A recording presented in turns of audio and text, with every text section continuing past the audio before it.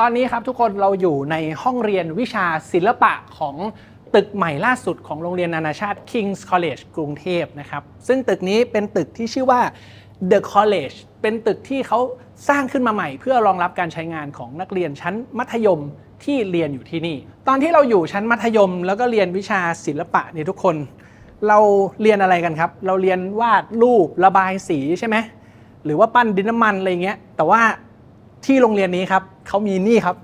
เครื่องสกรีนเสื้อนะฮะตอนที่ผมอยู่ชั้นม.3 ม.2 เนี่ยผมว่าเครื่องสกรีนเสื้อหน้าตาเป็นยังไงเนี่ยผมว่าผมยังไม่เคยรู้เลยนะยังไม่เคยรู้จักมันเลยนะครับแต่ว่าอันเนี้ยเป็นเพียงแค่หนึ่งใน Facility จากทั้งหมดเยอะแยะมากมายนะครับที่เด็กโรงเรียนเนี้ยเขาจะได้ทดลองใช้ดังนั้นเดี๋ยววันนี้ครับเพื่อเป็นการเปิดตึกใหม่ผมจะพาทุกคนไปเดินทัวร์ที่นี่กันแล้วก็ไปดูกันว่าเด็กที่นี่เขาจะได้เรียนอะไรกันบ้าง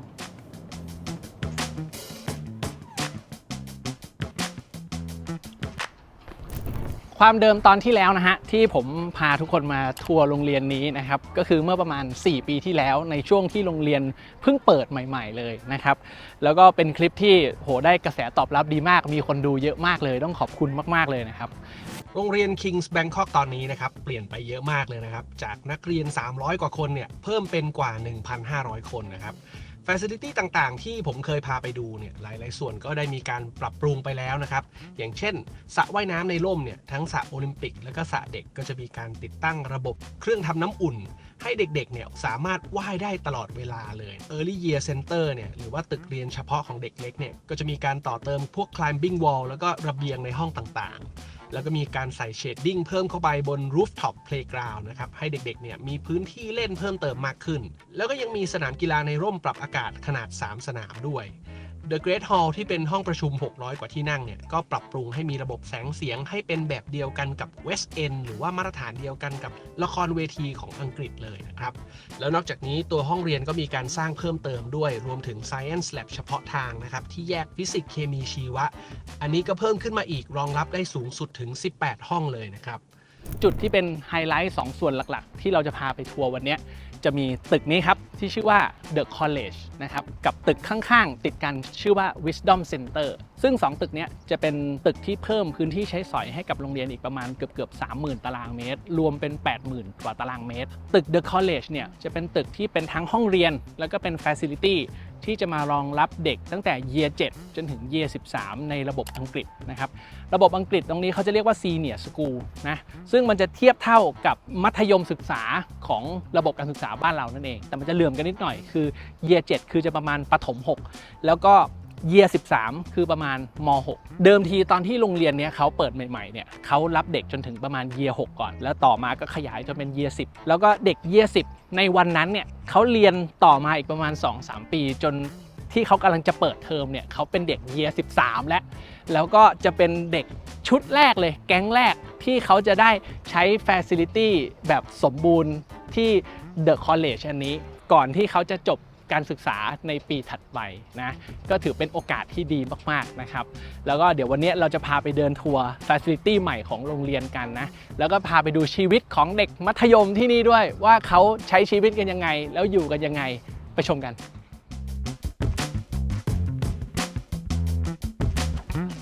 เดี๋ยวเราจะเริ่มต้นกันที่ Facility สำหรับผู้ปกครองกันก่อนนะฮะนั่นก็คือจุด Drop Off นั่นเองนะครับทุกคนจะต้องมาส่งบุตรหลานกันตรงนี้อยู่แล้วใช่ไหมคือพอเขาทำตึกโซนใหม่เนี่ยเขาก็มีการทำทางเข้าออกเพิ่มอีก1 จุดด้วยเพื่อแก้ปัญหาจราจรแล้วก็ตรงเนี้ยพอเขามีทางเข้าของตัวเองเนี่ยเขาก็จะมีที่จอดรถของตัวเองด้วยพอผู้ปกครองดรอปส่งตรงนี้ปุ๊บก็จะสามารถวนขึ้นไปจอดรถข้างบนได้นะเขาเพิ่มจำนวนที่จอดรถมาอีก150 คันเพื่อให้ที่จอดรถของโรงเรียนเนี่ยรวมกันมีประมาณสัก600 คันและทำให้มันรองรับเพิ่มได้อีกประมาณ 30% ก็คิดว่าน่าจะช่วยแก้ปัญหาจราจรได้แต่ว่ามีรีมาร์คอย่างหนึ่งคือเขาเขียนไว้ชัดเจนว่า drop off 15 second only รับส่ง15 วินาทีนะฮะช่วยทำตามระเบียบด้วยนะฮะไม่งั้นเดี๋ยวรถติดแล้วก็หลังจากที่ผู้ปกครองดรอปส่งนักเรียนตรงนี้แล้วนะทุกคนด้านข้างจะมีร้านกาแฟนะครับ Dean and DeLuca เจ้าเดิมสาขาเดิมก็ยังอยู่นะแต่เพิ่มมาอีก1 สาขาเพื่อให้รองรับการใช้งานที่มากขึ้นของทั้งผู้ปกครองและ เด็กนักเรียน Year 12-13 เขามองว่านักเรียนที่ชั้นโตๆแล้วเนี่ยเตรียมจะเข้ามหาวิทยาลัยแล้วกำลังจะเป็นผู้ใหญ่แล้วเด็กๆ Year 12-13 สามารถมาซื้อกาแฟซื้อเครื่องดื่มที่ตรงนี้ได้โดยที่เขาจะมีช่องหน้าต่างแบบให้สามารถเปิดใช้บริการได้แล้วด้านข้างกันตรงนี้จะมีอีกห้องหนึ่งชื่อว่า The Terrace The Terrace เนี่ยเป็นเหมือน lounge รับรองนะสำหรับผู้ปกครองบางคนที่มารอรับลูกตอนเย็นแล้วแบบมาถึงก่อนเวลาขึ้นไปจอดรถข้างบนเสร็จปุ๊บมานั่งรอตรงนี้ได้นะฮะหรือว่าบางทีตอนเช้าส่งลูกเสร็จปุ๊บมีเวลาเหลืออยากจะนั่งเมาส์กับแม่เพื่อนต่อก็สามารถใช้ห้องนี้ได้เหมือนกันนะครับส่วนเด็กๆที่เป็นเด็กนักเรียนหลังจากลงจากรถแล้วเนี่ยก็จะเดินเข้ามายังจุดตรวจ Security ตรงกลางตรงนี้นะซึ่งเขาก็จะใช้เป็นระบบ Face Scanner เลยถ้าเกิดเป็นคนแปลกหน้าที่มาเนี่ยอย่างผมเป็นต้นเนี่ยเราก็ต้องแลกบัตรนะครับซึ่งก็จะใช้การติดบัตรเข้าไปซึ่งพอเราเข้ามาปุ๊บก็จะเข้าสู่บริเวณของโรงเรียนแล้วนะครับซึ่งถ้าเกิดใครจำกันได้ในคลิปที่แล้วนะทางเข้าของโรงเรียนตรงนี้มันจะคล้ายๆเดิมเลยให้ความรู้สึกเหมือนเดิมเลยเพราะว่าเขาก็อยากให้แบบเด็กนักเรียนเนี่ยถึงแม้ว่าจะย้ายมาเรียนโซนใหม่แต่ก็ยังได้รู้สึกถึงความคุ้นเคย familiarity ในแบบเดิมๆของโรงเรียนอยู่นะครับอย่างด้านข้างตรงนี้จะมีห้องหนึ่งนะฮะชื่อว่า The Forum จะเป็นเหมือนกับห้องประชุมที่แบบว่ารองรับคนได้ประมาณสัก140 คนอะไรแบบนี้ซึ่งตรงนี้เขาจะใช้สำหรับบางทีมีการจัดประชุมผู้ปกครองหรือว่ามีมีตติ้งอะไรบางอย่างที่แบบเราต้องมีวิสิเตอร์มาจากข้างนอกเยอะๆเนี่ยสามารถใช้ห้องตรงนี้ได้เลยนะแล้วมันจะเป็นการคำนึงเรื่องของ Security ด้วยคือหมายความว่าวิสิเตอร์ทั้งหลายก็จะได้ไม่ปะปนเพ่นพ่านเข้าไปอยู่ในโซนของโรงเรียนเพราะว่าเราก็ไม่ได้อยากให้ใครก็ไม่รู้มาเดินในโรงเรียนอยู่เต็มไปหมดใช่ไหมดังนั้นเนี่ยการที่เขาวางห้องนี้ไว้ในตำแหน่งที่ใกล้กับทางเข้าตรงนี้ก็คือถือว่าเหมาะสมแล้วนะครับแล้วก็พอเดินต่อเข้ามาอีกหน่อยเนี่ยก็จะมาเจอกับตัวสนามฟุตบอลอันเดิมของตัวโรงเรียนนั่นเองนะครับทีนี้เราก็มาถึงโรงเรียนแล้วใช่ไหมฮะก่อนที่เด็กๆเขาจะเริ่มเรียนคาบแรกกันเนี่ยเขาจะไปรวมตัวกันที่ห้องเรียนของเขาก่อนนะครับงั้นเดี๋ยววันนี้เราจะไปดูกันว่าที่ห้องเรียนของเด็กนักเรียนมัธยมของที่เนี่ยเขาเรียนกันยังไงไป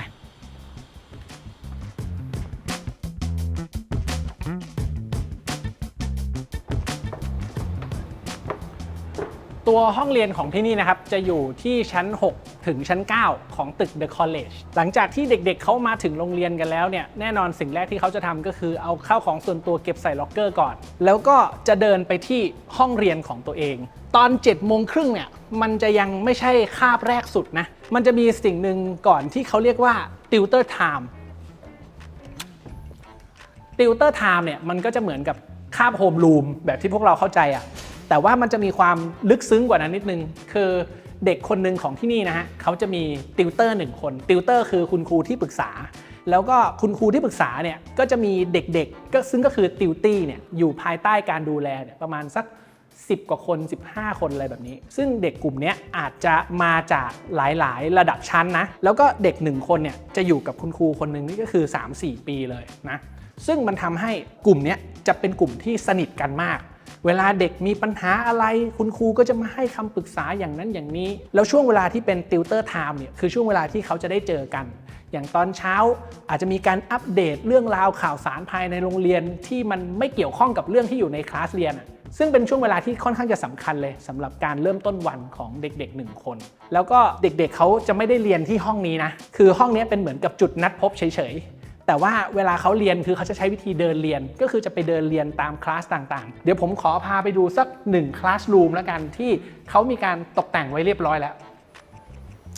เริ่มต้นคลาสแรกวันนี้ครับเป็นวิชาที่ทุกคนรักนั่นก็คือ mathematics นะฮะหรือว่าเลขนั่นเองนะฮะ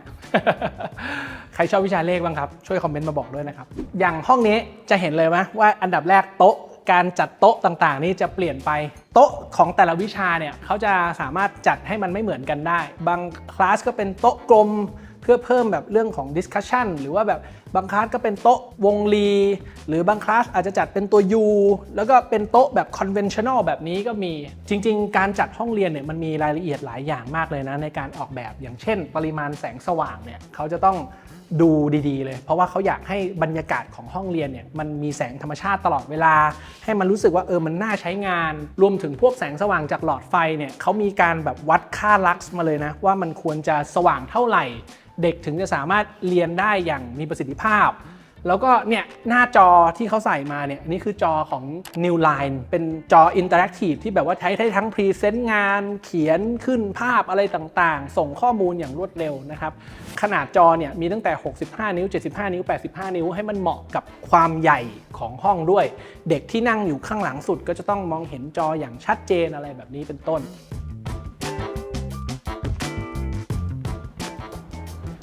จบจากคลาสแรกครับต่อไปเราก็จะต้องเดินไปเรียนที่คลาสต่อไปใช่ปะแต่ก่อนที่เราจะไปเนี่ยมีสิ่งหนึ่งที่เราจะต้องพูดถึงมันก่อนนั่นก็คือบันไดเลื่อนครับคือที่นี่ไม่ได้มีบันไดเลื่อนแค่ตัว2ตัวนะครับมี16ตัวผมก็จะถามเขาเหมือนกันว่าแบบเฮ้ยทำไมเราต้องมีบันไดเลื่อนเยอะขนาดนี้เพราะว่าแบบคอสมันแพงมากนะแล้วเขามีไฮสปีดลิฟต์อยู่แล้วด้วย2ตัวชั้นบนสุดลงไปชั้นล่างสุดเนี่ยใช้เวลาไม่ถึงนาทีอยู่แล้วแต่เขาก็บอกว่าจริงๆการใส่บันไดเลื่อนมาข้อดีสำคัญอย่างหนึ่งมากเลยคือเรื่องของ interaction คือการเพิ่มปฏิสัมพันธ์ระหว่างคนที่อยู่ใน space ตรงนี้ไม่ว่าจะเป็นเด็กๆไม่ว่าจะเป็นคุณครูไม่ว่าจะเป็นสตาฟเนี่ยการที่มันมีบันไดเลื่อนเดินสวนกันไปสวนกันมาเนี่ยคือนอกจากจะเป็นการลดภาระของลิฟต์แล้วนะมันยังช่วยให้แบบเราได้เจอกันเดินสวนกันบนบันไดเลื่อนก็แบบมี conversation ต่อกันได้ซึ่งมันเป็นสิ่งที่โรงเรียนนี้เขาเน้นแล้วก็ให้ความสำคัญมากๆแล้วเรื่องของ interaction เนี่ยมันยังมาสะท้อนอยู่ในการออกแบบหลายๆส่วนเลยนะอย่างผมอยากจะพาทุกคนมาเดินตรงนี้เป็นเหมือนกับ pantry ที่เป็นจุดนั่งพักผ่อนของคุณครูนะครับด้านหลังก็จะมีเหมือนกับเป็น counter pantry สำหรับเตรียมอาหารแล้วก็จะมีเหมือนกับเป็นที่นั่งกระจายกันตามจุดต่างๆมีตู้ถ่ายเอกสารมีอะไรตรงนี้ซึ่งมันจะอยู่ด้านหน้าของห้องพักครูเลยแต่ว่าตรงนี้ออกแบบมาให้มันเหมือนกับเป็นสเปซที่เชื่อมต่อระหว่างพื้นที่ส่วนกลางกับพื้นที่ private สมมุติว่าคุณครูนั่งกินข้าวหรือว่านั่งคุยกันอยู่ตรงนี้เด็กๆเดินผ่านมาอยากจะเดินมาหาคุณครูมาคุยกันอะไรเงี้ยสามารถเดินเข้ามาได้เลยคุณครูก็ยังได้ privacy ในการใช้งานอยู่แต่ในขณะเดียวกันก็ยังเป็นเหมือนกับ open space ที่แบบเด็กๆเดินมาคุยด้วยได้เป็นการเหมือนกับเชื่อมต่อเพิ่ม interaction ให้กับคนที่ใช้งาน space ตรงนี้ด้วยกันซึ่งดีแต่ทีนี้จริงๆมันจะยังมีห้องเรียนอื่นๆอีกที่มันจะเป็นห้องเรียนที่แบบมันเฉพาะทางขึ้นมันมี facility ที่มันพิเศษขึ้นเดี๋ยวเราพาไปดูกันว่าในตึกนี้มีอะไรสำหรับวิชาแรกที่เราจะได้ใช้ facility พิเศษของเขานะฮะก็คือวิชาดนตรีนั่นเองครับนี่ตรงจุดที่ผมอยู่ตรงนี้เป็นห้องซ้อมดนตรีนะทุกคนซึ่งขอเปิดเข้าไปดูสักหนึ่งห้องตามเข้ามาคุณจะมี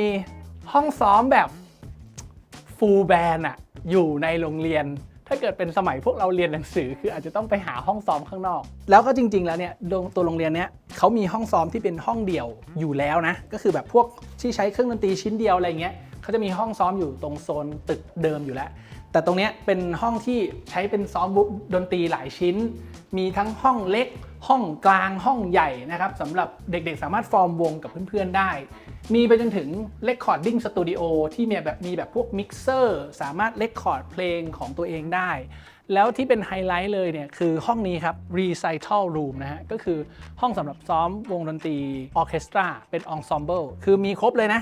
เครื่องสายเครื่องเป่าก็มีทั้งวูดวินมีบรัสมีแกรนด์เปียโนเปอร์คัชชั่นแล้วก็มีพวกเครื่องดนตรีไฟฟ้าทางฝั่งนี้ด้วยคืออันนี้มันเหมือนเป็นการเปิดโอกาสให้เด็กๆสามารถซ้อมได้ทั้งแบบวงออร์เคสตราวงร็อกแบนด์วงคลาสสิกวงดูโออะไรแบบนี้ให้มันมีเลือกหลายๆแบบจะขาดก็อาจจะแค่แบบเกิร์ลกรุ๊ปกับบอยแบนด์ถ้ามีอีก2อย่างก็คือสามารถทำเป็น Artist Management ได้แล้วนะโรงเรียนนี้คือสุดยอดไปเลยซึ่งการที่เขาต้องมีแบบเยอะๆขนาดนี้ทุกคนส่วนหนึ่งมันเป็นเพราะว่ามันจะมีเด็กบางคนนะที่เขาเลือกเรียนวิชาดนตรีเนี่ยเป็นวิชาเมเจอร์เพราะว่าเขาต้องการที่จะไปต่อสาขาด้านดนตรีโดยตรงเลยในระดับมหาวิทยาลัยหรือระดับคอลเลจอะไรอย่างเงี้ยดังนั้นการที่มันมีแบบนี้มันเหมือนเป็นการเปิดโอกาสเพิ่มอีกทางหนึ่งให้กับเด็กสามารถเลือกได้ส่วนวิชาต่อมาครับจะเป็นวิชาศิลปะนั่นเองฮะอย่างที่โชว์ให้เห็นไปในช่วงตอนอินโทรนะว่าห้องศิลปะที่นี่มันแบบว่ามันพิเศษมากเลยทุกคนคือเขาไม่ได้มีแค่วาดรูประบายสีเขามีโหมดของการใช้ศิลปะที่มันแบบหลากหลายมากเลยนอกเหนือจากเรื่องการเพนติ้งใช่ปะมันยังมีแบบคราฟต์มันยังมี โฟโตกราฟีมันยังมีแฟชั่นดีไซน์แล้วมันจะยังมีงานศิลปะในอีกหลายๆรูปแบบอะที่แบบว่าเด็กเขาจะได้ลองทำลองเรียนในแบบของเขานะครับซึ่งมันแบบผมรู้สึกว่ามันเป็น privilege ของเด็กนักเรียนโรงเรียนนี้มากเลยนะที่เราเห็นอยู่รอบๆเราเนี่ยอันนี้คือผลงานศิลปะของที่เด็กๆเขาทำไว้ในปีก่อนๆนะครับแล้วเขาก็ยังถูกเอามาดิสเพลย์ในห้องนี้ให้มันเหมือนกับเป็นอินสปิเรชันให้กับเด็กๆคนอื่นด้วยหรือเวลามีใครมาเยี่ยมโรงเรียนก็ใช้ห้องนี้แบบเป็นห้องที่แบบแสดงผลงานเป็นเหมือนกับแกลเลอรี่ไปในตัวเนาะแล้วนอกจากที่ใช้เป็นแกลเลอรี่มันก็ใช้เป็นห้องเรียนได้ด้วยต่อมาครับผมพาทุกคนเดินเชื่อมมาที่ตึกข้างๆตึกนี้เป็นตึกเล็กๆนะที่ชื่อว่า Wisdom Center อยู่ติดกับ The College เลยสาเหตุที่ผมพามาตรงนี้คือตอนแรกที่ผมมาวิสิตโรงเรียนที่เนี่ยมันยังไม่ได้สร้างแต่ว่าตึกเนี้ยมันจะเป็นตึกที่เขาใช้เป็นห้องเรียนของบางวิชาที่มันเจ๋งมากเลยนั่นคือวิชา DT หรือว่า Design and Technology เขาเรียนอะไรผมพาเข้าไปดูในห้องนี้นะ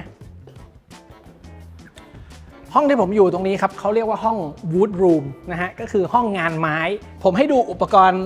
ที่อยู่ในห้องนี้ก่อนดูโต๊ะดิมีแบบตัวหนีบวัสดุอะไรแบบนี้แล้วรอบๆนี้เขาใช้สอนพวกงานแบบงานคราฟต์งานฝีมือกันนะแล้วมันมีเครื่องอุปกรณ์ต่างๆที่ใช้สำหรับตัดใช้เจาะใช้เลื่อยนะครับมีทั้งเลื่อยไฟฟ้ามีสว่านไฟฟ้ามีเครื่องฉลุมีนี่อันนี้เป็นเครื่องเลเซอร์คัตนะก็คือเหมือนแบบว่าพวกทำงานโมเดลอะขึ้นรูปใน 3D แล้วก็มาตัด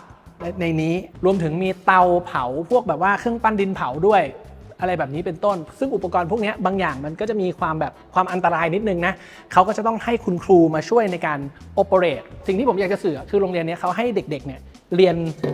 วิชาดีไซน์เนี่ยตั้งแต่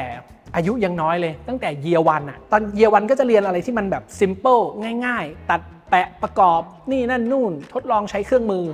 พอเป็นเด็กที่โตขึ้นก็จะเรียนอะไรที่มันแอดวานซ์ขึ้นแล้วมันไม่ได้มีแค่งานไม้นะมันมีงานโลหะเป็นห้องเมทัลอยู่ฝั่งนู้นมีงานเท็กซ์ไทล์ใช่ไหมและอีกฝั่งหนึ่งก็จะมีห้องโรบอติกส์ด้วยนะครับที่จะมีแบบเครื่อง 3D printer อะไรแบบนี้เด็กๆนักเรียนที่ได้เรียนที่เนี่ยเขาก็จะเหมือนกับว่าได้ทดลองงานฝีมือได้ทดลองใช้อุปกรณ์หลายๆอย่างที่หลังจากคุณเรียนจบอาจจะไปเจอมันในชีวิตจริงก็จะได้ลองก่อนใน environment ของโรงเรียนแล้วดูว่าคุณชอบหรือเปล่าคุณอยากจะต่อยอดมันไปทางนี้ไหมนอกเหนือจากนี้บนดาดฟ้าจะมีเป็นสวนด้วยที่เขาทำการปลูกผักอยู่ข้างบนจะมีการสอนเรื่องต้นไม้การเกษตรด้วยปลูกเสร็จปุ๊บเอาไปกินเอาไปขายต่ออะไรแบบนี้มีเป็นแอคทิวิตี้ที่เด็กๆได้ลองทำกันจริงๆอันนี้ก็จะเป็นภาพรวม overall ของคลาสเรียนที่มันจะอยู่ในโรงเรียนตอนนี้เราเรียนกันมาพอสมควรแล้วนะเราเริ่มหิวแล้วได้เวลาไปพักเที่ยงกันแล้วนะฮะเข้าสู่ช่วงพักเที่ยงแล้วนะฮะก็สำหรับที่เนี่ยจะเป็นโรงอาหารอันใหม่ของเขาด้วยซึ่งเขามีชื่อนะฮะเขาชื่อว่า The Refectory นะครับหรือเรียกสั้นๆว่า The Ref ดีไซน์ออกมาน่ารักมากเลยเดี๋ยวเราเข้าไปดูข้างในกันพื้นที่บริเวณ The Ref แล้วก็โซน Facility อื่นๆหลายๆจุดเนี่ยเขาจะออกแบบโดยดีไซเนอร์ที่ชื่อว่า Onion ซึ่ง Onion เนี่ยเป็นสตูดิโอออกแบบนะที่จริงๆเขาก็มีผลงานหลายที่เลยหนึ่งในนั้นคือศูนย์ประชุมแห่งชาติสิริกิติ์ที่เราก็ไปถ่ายมาแล้วแล้วเขาก็ได้รับมอบหมายให้มาออกแบบโซนโรงอาหารของที่นี่ด้วยนะซึ่งคอนเซปต์การออกแบบอย่างแรกที่ทุกคนเห็นได้อย่างชัดเจนคือเขาจะใช้โทนสีที่มันสว่างเน้นใช้สีฟ้าตัดกับสีไวท์โอ๊กซึ่งจะให้ความรู้สึกที่มันแบบดูสดใสมากๆเลยนะแล้วเขาก็ตั้งใจวางคอนเซปต์ของที่นี่ให้ไม่ได้เป็นแค่โรงอาหาร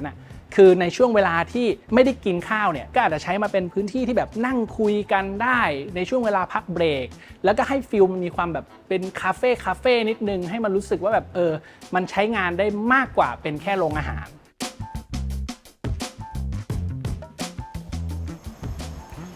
หลังจากกินข้าวเที่ยงจบเราไปไหนกันฮะแน่นอนว่าห้องสมุดดีครับห้องสมุดของที่นี่นะทุกคนเขา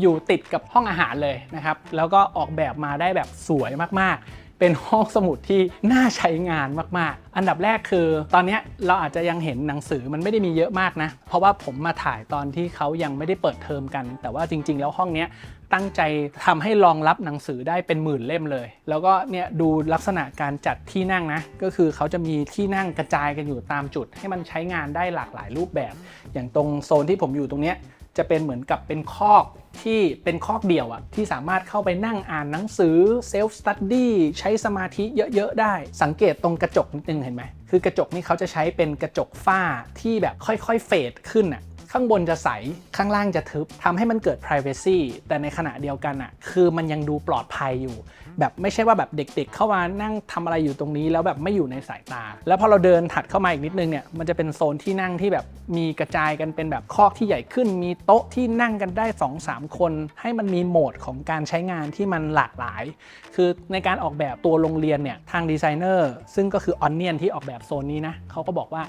วิธีการใช้งานเนี่ยเขาจะต้องมีการเผื่อให้มัน flexible เพราะว่าเด็กเขาพอเขาโตขึ้นเนี่ยเขาก็จะมีความเป็นผู้ใหญ่มากขึ้นเขาอาจจะมีความชอบที่มันไม่เหมือนกันบางคนอาจจะอยากนั่งริมเคาน์เตอร์มองเห็นสนามฟุตบอลใช้จินตนาการแล้วบางคนอาจจะอยากนั่งอยู่ในโซฟาที่มันนุ่มๆหรือบางคนก็อาจจะนั่งอยู่ในคอกที่มันแบบมีความ private มากกว่าเดี๋ยวเราพาขึ้นไปดูข้างบนด้วยว่าข้างบนเขามีอะไร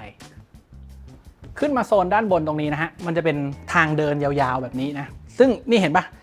แม้ว่าจะอยู่บนทางเดินแบบนี้เขายังไม่เวสต์สเปซเลยเขายังทำเป็นที่นั่งแบบเคาน์เตอร์แบบนี้เพื่อเพิ่มจำนวนที่นั่งให้มันได้เยอะที่สุดเท่าที่จะมากได้นะครับแล้วก็สไตล์การตกแต่งตรงนี้เราจะเห็นว่าเขาจะใช้สีโทนส้มโทนคอปเปอร์แบบนี้เพราะว่าเขาอยากให้มันลิงก์กับตัวผนังอิฐอันนี้นะครับซึ่งมันเป็นวัสดุหลักที่ใช้เป็นธีมของตัวสถาปัตยกรรมของตัวโรงเรียนอยู่แล้วภายนอกก็มีตัวอิฐแดงอันนี้แล้วภายในเขาก็อยากให้มันรู้สึกว่ามันเชื่อมต่อเข้ามายังเป็นสเปซของที่เดียวกันอยู่แล้วก็จะสังเกตอีกอย่างหนึ่งคือบริเวณฝ้าเนี่ยทาง Onion เขาก็ใช้รูปทรงเป็นกริดเป็นตารางที่แบบว่าจะทำให้มันดูเหมือนกับมีมิติมากขึ้นแล้วมันก็เชื่อมไปยังกับโซนที่เป็นโซนโรงอาหารหรือว่าโซนไลบรารีด้านล่างด้วยนะครับให้มันเป็นภาษาดีไซน์เดียวกันมาแล้วก็เดินต่อมาด้านหลังตรงนี้เราจะเห็นว่าตรงนี้จะเป็นโต๊ะที่แบบนั่งกันเป็นกลุ่มแล้วข้างในก็จะเป็นห้องประชุมที่แบบว่าบางทีเด็กๆอาจจะมีแบบทำรายงานกลุ่มมีกรุ๊ปดิสคัชชันหรือว่าบางทีแบบทำกิจกรรมโรงเรียนต้องมานั่งประชุมกันอะไรอย่างเงี้ยเด็กๆสามารถจองห้องประชุมพวกนี้เพื่อใช้งานได้นะข้างในเนี่ยก็จะมีแบบเป็นจออินเตอร์แอคทีฟด้วยสามารถเปิดพรีเซนต์งานได้เขียนได้อะไรแบบนี้นะครับเพื่อให้มันแบบว่าสามารถใช้งานแล้วพรีเซนต์ได้อย่างแบบสมจริงที่สุดนะครับเขาก็จะมี facility พวกนี้ provide ให้แล้วมันไม่ได้มีห้องประชุมแค่นี้นะเขามีห้องประชุมอีกประมาณแบบ20ห้องที่มันกระจายอยู่ตามจุดต่างๆมีไซส์เล็กใหญ่ไม่เท่ากันให้มันสามารถรองรับการใช้งานได้หลากหลายรูปแบบมากขึ้นหรือบางทีแบบจะเป็นคุณครูมาแบบทิวทอเรียลติวหนังสือให้กับนักเรียนโดยเฉพาะอะไรเงี้ยก็มีห้องที่รองรับอะไรแบบนั้นด้วยทีนี้ครับถ้าสมมุติว่าห้องสมุดเนี่ยมันไม่ใช่ทางของคุณในเวลาพักเนี่ยถ้าเราเป็นนักเรียนที่นี่เรามีอะไรให้ทำอีกบ้างผมจะพาคุณมาห้องนี้ครับเรียกว่า Sixth Form Center Sixth Form เนี่ยทุกคนหมายถึงเด็กนักเรียนชั้น Year 12-13 ของระบบอังกฤษนะครับหรือถ้าเกิดเป็นระบบไทยก็คือเด็กม.5 ม.6 นั่นเองซึ่ง2ปีนี้เป็นปีที่สำคัญมากเพราะว่าเด็ก Sixth Form เนี่ยเขาจะต้องเตรียมสอบ A-Level ซึ่ง A-Level ก็คือระบบการสอบวัดผลของทางอังกฤษที่มันจะเป็นวิชาเลือกนะที่เด็กๆคนนึงเนี่ยเขาจะเลือกคนละ4วิชาแล้วก็สอบเพื่อเอาคะแนนเนี่ยไปยื่นเข้ามหาวิทยาลัยแต่ละคนเนี่ยเขาอาจจะมีคณะที่อยากเข้าไม่เหมือนกันเขาก็จะเลือกวิชาสอบที่มันไม่เหมือนกันแต่ถึงแม้ว่าจะพูดว่า4วิชาเนี่ยมันก็ไม่ได้เรียนน้อยๆนะฮะมันเรียนวิชาละ9คาบต่อสัปดาห์เลยนะซึ่งถือว่าเยอะมากแบบ intensive course เลยอะแต่ถึงแม้จะเป็นอย่างนั้นเนี่ยเด็ก Sixth Form เขาก็จะเป็นเด็กกลุ่มที่มีเวลาว่างเยอะกว่าคนอื่นช่วงเวลาที่เขาว่างเขาไปอยู่ตรงไหนก็มาอยู่ที่นี่แหละครับ Sixth Form Center ซึ่งเป็นเหมือนกับผมใช้คำว่าเป็น Common Room เป็นห้องนั่งเล่นขนาดใหญ่ที่เอาไว้รองรับเด็ก2ปีนี้นะฮะถามว่าเขาดีไซน์ออกมามีอะไรบ้างอยู่ในนี้นะอันดับแรกคือเขาทำเป็นห้องโถงสูง Double Volume แบบนี้เลยเป็นเหมือนกับห้องดูเพล็กซ์มีที่นั่งกระจายตามจุดต่างๆมีอัฐจันทร์นั่งคนเดียวก็ได้นั่งบนโซฟานั่งบนโต๊ะที่แบบเป็นโต๊ะกลุ่มแบบนี้ก็ได้หรือจะมีโต๊ะกลมอยู่ด้านหลังแล้วก็มีพวกห้อง Locker Room เอาไว้สำหรับเก็บของใช้ส่วนตัวแล้วก็ตรงนี้จะมีจุดที่เป็น Teacher Room ด้วยนะครับจะเป็นห้องของ Counselor ก็คือคุณครูที่ปรึกษาคือเด็กใน2ปีนี้เขาก็จะต้องวางแผนชีวิตแล้วว่าเขาจะไปเรียนต่อที่ไหนจะต้องสอบวิชาอะไรบ้างจะต้องเตรียมตัวยังไงเขียน recommendation เตรียมตัวเขียน essay จะเข้า Oxford เข้า Cambridge อะไรอย่างเงี้ยมันต้องมีการวางแผนนึกออกปะดังนั้นเขาก็จะมีคุณครูที่ปรึกษาที่คอยให้คำปรึกษาอยู่ตรงนี้แล้วห้องพักของคุณครูอยู่ใน Sixth Form Center เลยทำให้เหมือนกับเด็กกับคุณครูก็ มีความแบบเชื่อมโยงกันเป็นอันหนึ่งอันเดียวกันเลยส่วนพอเราขึ้นมาที่ชั้นบนเนี่ยข้างบนก็จะคล้ายๆกันคือมีการแบบแบ่งซีตติ้งที่นั่งต่างๆออกเป็นกลุ่มๆนะครับแต่ว่าฝั่งนี้ก็จะมีเหมือนกับเป็นห้องประชุมย่อยๆและที่มันสามารถแบบปิดเป็น private ได้มีผนังกั้นมีประตูกั้นเผื่อว่าแบบบางทีอยากจะมีกรุ๊ปดิสคัชชันอะไรเงี้ยสามารถขึ้นมาใช้ข้างบนได้แล้วก็ห้องนี้พิเศษมากเลยอันนี้ข้างในเราจะเห็นว่ามีทีวีมีโซฟามีอะไรแบบนี้ใช่ป่ะอันนี้คือห้องนั่งเล่นของเด็กๆซิกฟอร์มเลยข้างบนเนี้ยเด็กๆสามารถขึ้นมาใช้พักผ่อนได้นั่งดูหนังกดเกมได้คือเขาอยากออกแบบตรงนี้ให้มันเป็นคอนเซปต์เหมือนกับ co-working and co-living space อะที่แบบว่าเราไม่ได้ต้องมานั่งทำงานอ่านหนังสืออย่างเดียวมันสามารถมาใช้พักผ่อนจริงๆจังๆได้แล้วคือเด็กในวัยเนี้ยเขามองว่าคุณไม่ใช่เด็กอีกต่อไปแล้วคุณกำลังจะก้าวสู่ความเป็นผู้ใหญ่แล้วดังนั้นเราให้ความ flexible กับชีวิตของคุณแต่คุณจะต้องเริ่มรู้จักที่จะบริหารจัดการชีวิตตัวเองแล้วว่าเฮ้ยคุณจะแบ่งเวลามาทำอะไรอ่านหนังสือสอบตอนไหนหรืออะไรอย่างเงี้ยเพื่อให้เหมือนกับเราเตรียมความพร้อมสู่การเป็นผู้ใหญ่มากขึ้นซึ่งอันนี้ก็จะเป็นคอนเซปต์ของตัว Sixth Form Center อันนี้แหละที่ทำให้เด็กโรงเรียนนี้เขาได้เรียนรู้ที่จะเติบโตขึ้นไปอีกนอกเหนือจากห้องเรียนทั้งหลายที่ผมพาไปดูมานะฮะที่เราใช้ในการเรียนการสอนวิชาต่างๆเนี่ยสมมุติว่าเด็กนักเรียนเขาได้ทำการเรียนจนเสร็จเรียบร้อยแล้วเขายังมีเวลาว่างอยู่ในช่วงหลังเลิกเรียนเนี่ยเรายังสามารถให้เขาทำกิจกรรมอยู่ในโรงเรียนได้นะครับแล้วมันก็จะมี facility บางอย่างที่มันมารองรับกิจกรรมพวกนั้นยกตัวอย่างเช่น The College Hall ครับตรงนี้นะครับมันจะเป็นสนามกีฬาในร่มนะครับที่มันก็จะมารองรับการเล่นกีฬาในร่มมีทั้งบาสเกตบอลวอลเลย์บอลแบดมินตันหรือใช้สอนวิชาพละค่า PE อะไรต่างๆอันเนี้ยทางโรงเรียนเขาบอกมาด้วยนะว่าเป็นสเปคเดียวกันกับที่ใช้ที่ปารีสโอลิมปิก 2024 นะครับโอ้โหเท่จริงๆคนที่เป็นซัพพลายเออร์อันนี้ก็คือชื่อว่า Enlio ต้องเท้าความให้ฟังด้วยว่าจริงๆแล้วเดิมทีเนี่ยโรงเรียนเขาก็มีสปอร์ตฮอลล์อยู่แล้วมีสนามกีฬาในร่มอยู่แล้วมีสระว่ายน้ำอะไรยิ่งใหญ่ตามที่ผมเคยพรีเซนต์ให้ดูในคลิปที่แล้วแต่ถามว่าทำไมต้องมีอันนี้อีกเพราะเหมือนบางทีการใช้งานมันก็อาจจะแบบมันมีความ flexible มากขึ้นหนึ่งก็คือเพื่ออำนวยความสะดวกให้กับเด็กโตด้วยเขาจะได้ไม่ต้องเดินไกลสองก็คือบางทีเด็กโตกับเด็กเล็กมันเล่นไม่เหมือนกันเด็กโตเขาอาจจะมีความแบบจริงจังกว่าใช้ซ้อมแข่งใช้นี่ใช้นู่นใช้นั่นอะไรอย่างเงี้ยก็มาใช้พื้นที่ตรงนี้ได้คุณต้องการอะไรครับเนี่ยโอ้โหเราไม่ได้เล่นนานมากแล้วนะครับ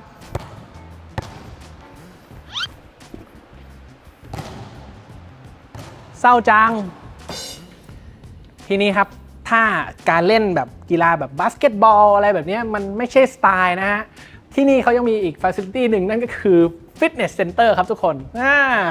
ซึ่งเป็นฟิตเนสที่จริงจังมากๆเลยนะมีทั้งแบบเครื่องคาร์ดิโอมี Functional Training Weight Training อุปกรณ์ต่างๆนี่เป็นของยี่ห้อ Technogym ด้วยนะครับเรียกว่าครบครันมากๆใช้ได้ทั้งเด็กๆแล้วก็คุณครูซึ่งจริงๆตอนที่ผมมาเห็นที่นี่ครั้งแรกมันก็มีคำถามเหมือนกันนะว่าแบบทำไมเราจะต้องมีฟิตเนสอยู่ในโรงเรียนด้วยเพราะว่าแบบลำพังเด็กๆเขาก็สามารถลงไปเล่นกีฬาประเภทอื่นได้แต่ว่าคำตอบที่ได้รับมันน่าสนใจเหมือนกันเพราะว่าเขาบอกว่าแบบพอมันเป็นโรงเรียนที่มีตั้งแต่เด็กเล็กมากๆไปจนถึงเด็กโตอะไรอย่างเงี้ยเด็กโต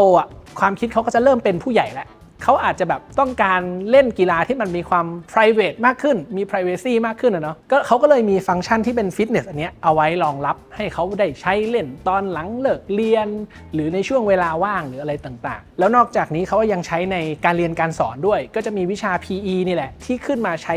พื้นที่ตรงนี้ด้วยดูข้างหลังดิมองออกไปคือเห็นวิวที่สวยงามของตัวกรุงเทพชั้นในด้วยแล้วนอกจากนี้นะฮะเหนือขึ้นไปจากชั้นฟิตเนสนี้นะครับข้างบนดาดฟ้าเนี่ยจะเป็นส่วนของ Sky Arena Sky Arena ก็จะเป็นแบบลานโล่งๆเลยที่มันสามารถใช้จัดกิจกรรมบางอย่างที่มันแบบต้องการความ outdoor พิเศษได้ผมนึกถึงกิจกรรมแบบงานพรอมจัดปาร์ตี้เล่นคอนเสิร์ตกันข้างบนอะไรอย่างเงี้ยมันน่าจะมีเป็นซีนอีกซีนหนึ่งที่มันสามารถเกิดขึ้นได้ในโรงเรียนนี้นั่นเอง